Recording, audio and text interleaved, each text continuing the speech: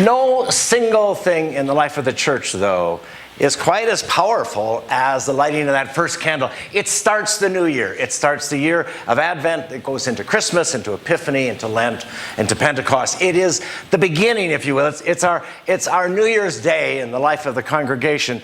And so I take it with great joy, and I take it with great meaning when we light that candle. And why we light candles, what? Is to put out what? The darkness. And I love this church for a number of reasons, but one is one of the brightest churches I've ever been in. I grew up in a church where there were some stained glass windows, and they were so dark you couldn't really see the light outside, or you'd see the pictures of on the wall. And the sense is you can come. I don't even think we need these lights on. And I love how they set this church right here as a sign, what I think, of the light of Christ, the light that overcomes the darkness. And I've been on a kind of a spiritual journey since I left you. It's a journey that's taken me ultimately to Las Vegas, Nevada. I don't know how that happened, but they need you. Yeah, I don't know.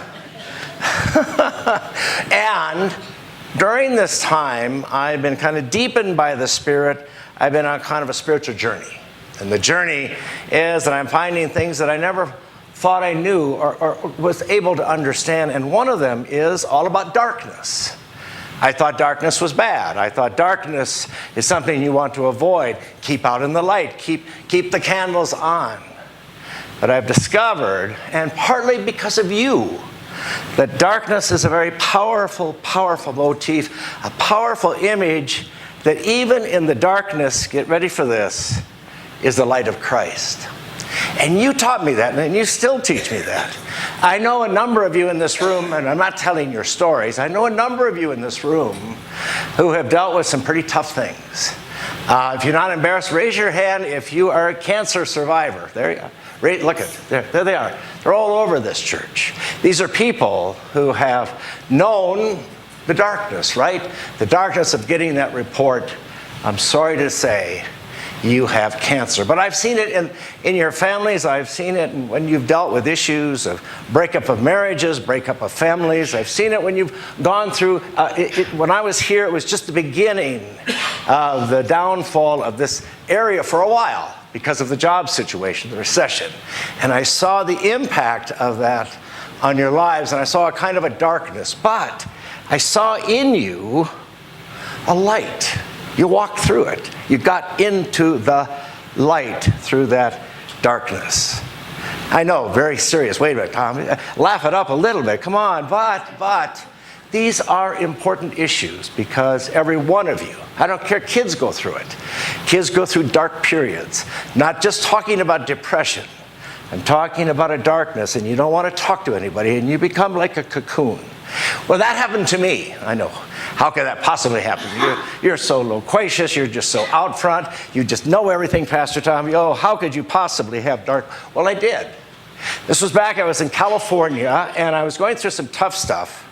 And I was feeling low and lost, and I was forming a cocoon around myself. That's what we do.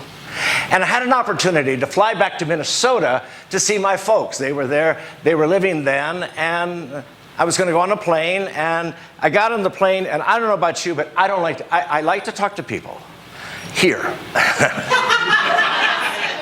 I'm not big on plane talk, okay? So I like to get if I can, get the window seat and here's the window, and pretty much do the trip like that, okay? As a clear indication, don't talk to me, because I like to read, I like to think. And so I got on the plane, here we go, It was December, just like this.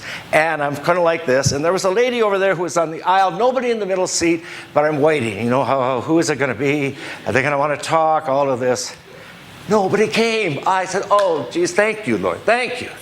And off we go. And I was reading a book by Henry Nouwen. Henry Nouwen is a brilliant priest in the church. And I was reading about his prayers, about how he dealt with the kind of issues I was dealing with.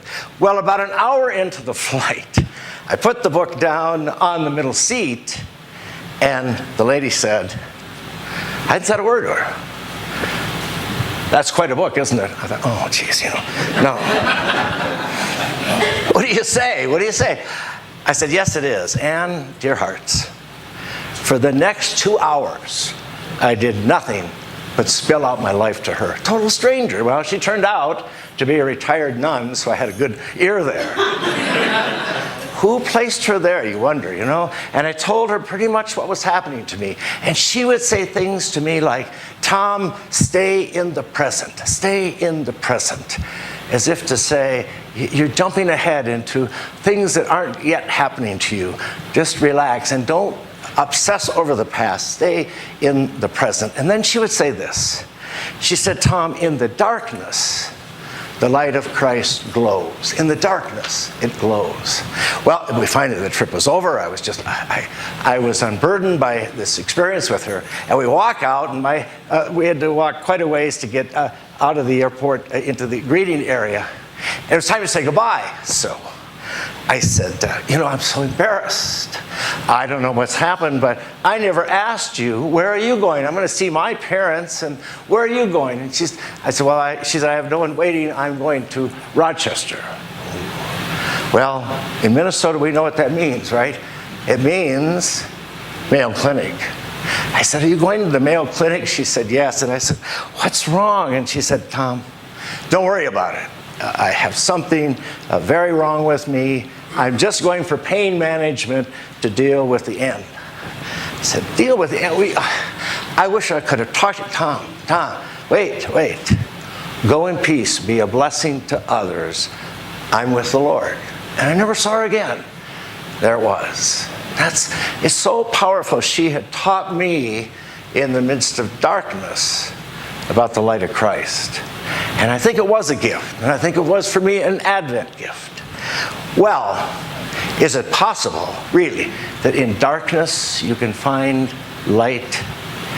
Well, I just came forward a couple of years ago from that event to rediscover the power of this from a remarkable woman. Her name is Barbara Brown Taylor. Anybody heard of that name? She's written this book, Learning to Walk in the Dark. Learning to Walk in the Dark. What kind of a name of a book is that? Learning to Walk in the Dark. Well, literally, that's what she did. But a little background. She's an Episcopalian priest. She now teaches, and she's a spiritual genius, I believe, of the utmost. And she teaches people how to deal with their darkness. For her, it was doubt. She left the priesthood. She had issues with the church. But there were other things. Self-awareness, who am I, all of that. And she and her husband decided to go to a small town, live out near the woods, where it's dark at night, and they had lights on. Oh my God, we had lights in the kitchen all night long. Well, one night, she turned the lights out in the kitchen. She sat there in the dark, and she survived. Oh, okay, I can do this. And then she took the lights off in the front porch, back porch, and remember, it's a wooded area.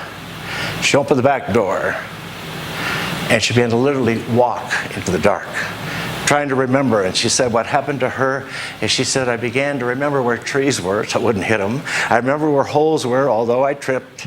And I listened hard for coyotes. I knew it was time to go back if I could find my house.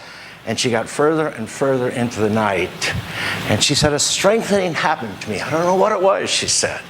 It was the sense that I could see in the dark. And I began to trust that light like I'd never trusted it before. And she writes about this.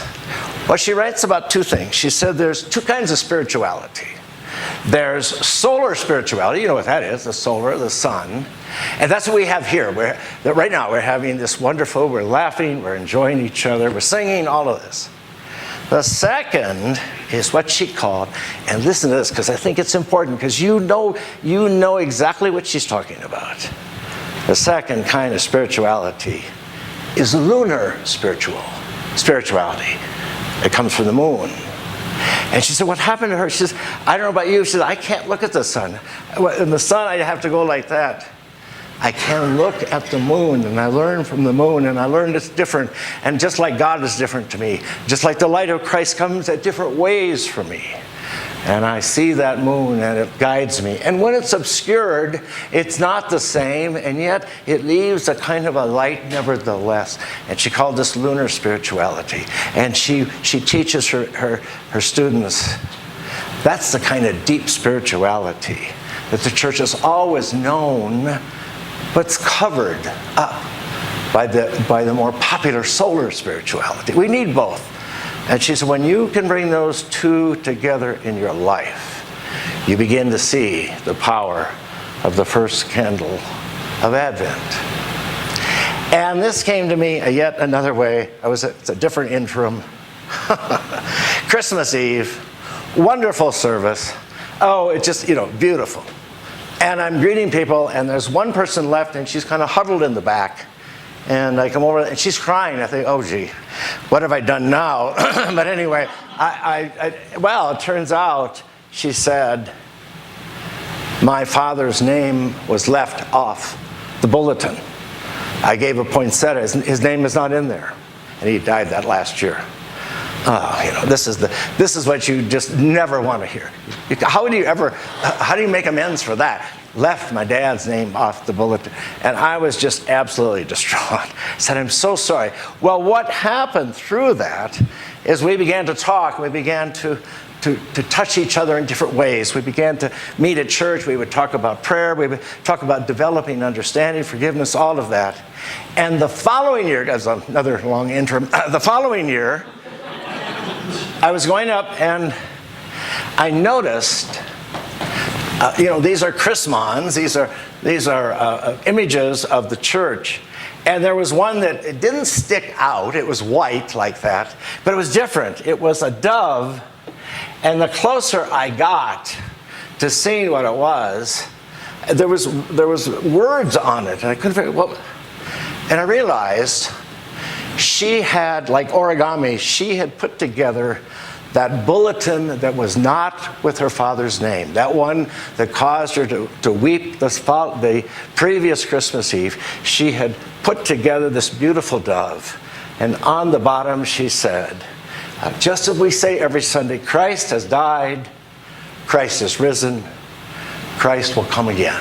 And she put her name, and there it was, as if she was saying, I not only forgive you, the church, but much more importantly, I've come to understand what that candle is all about.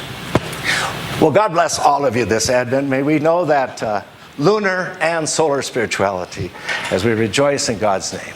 Amen. Amen.